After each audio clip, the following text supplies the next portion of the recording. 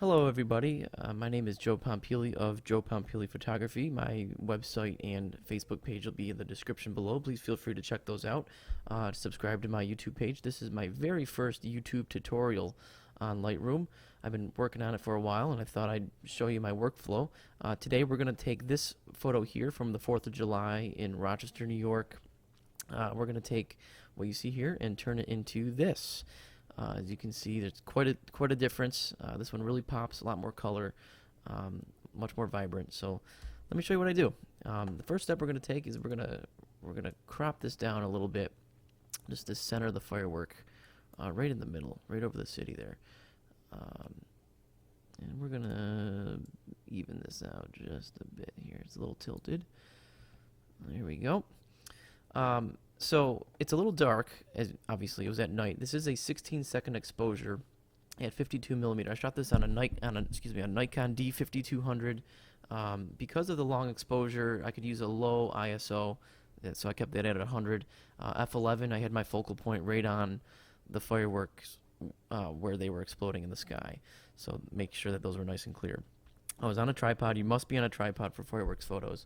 And I had a remote trigger release, so I just held that down until the firework finished, and I could, because of the long exposure, the city lights were starting to light up behind it, but not enough for me. I really wanted to light those up more. So the first thing I'm going to do is raise my exposure on this. I'm going to bring this up quite a bit. I'm going to bring it right up to about there. Now, after I do that, you'll see some of these lights get washed out, a little too bright. So I want to really bring my highlights down. And that'll start to balance out the photo a little bit. Next, I'm going to bring my shadows up. We'll go to about there. So it starts to really bring out the city. But the photo's still a little bit flat. I want a little bit more contrast between the buildings and the skyline. I still want a bit of a darker sky if possible. So I'm going to raise my contrast here a little bit up, also kind of significantly. I'm going to go up to about 55 or so. There we go. So already the firework is beginning to pop a little bit. That's where we started. That's where we are. You can see the difference. It's a lot of the outer part of the firework is starting to show up more, as you can see. Next, the whites. I'm going to bring my whites up to about 50. That's even going to bring it even more. My blacks, I'm going to bring up a little bit too. Not that much, maybe about 14. There we go. So there we go. That's the difference so far. Okay. Now, I'm going to move on to my clarity. For fireworks photos, I really like nice, clear differences, you know, between the lights and the sky, and just really making it pop a little bit more. So I'm going to bring the clarity up to 36 or so. Let's see, right around there. And my vibrance. I love colors in my photos. I love, you know, real rich, deep colors, vivid colors. And so I'm going to bring up my vibrance to right around there, and even my saturation a little bit. I don't normally do this much for most of my landscape work, but I'm going to do it here for this fireworks here. There we go. So now look at the fireworks itself. It's really starting to come out. Again, that's where we started. That's where we are so far. So next, there's a little too, after all those adjustments, the orange is a little bit too much for me with the lights along the Genesee River here. So I'm going to go up to my white balance up here. I'm going to bring this down. Let's see, I'm going to bring it quite a bit. I really like the blue sort of look of the sky and of a setting with fireworks and at night. I really think that gives a cooler, crisper look to the picture as opposed to that oversaturated orange. Okay, so, and then my tint, that's pretty close. I think we'll probably actually just leave that right where it was. I'm fine with that.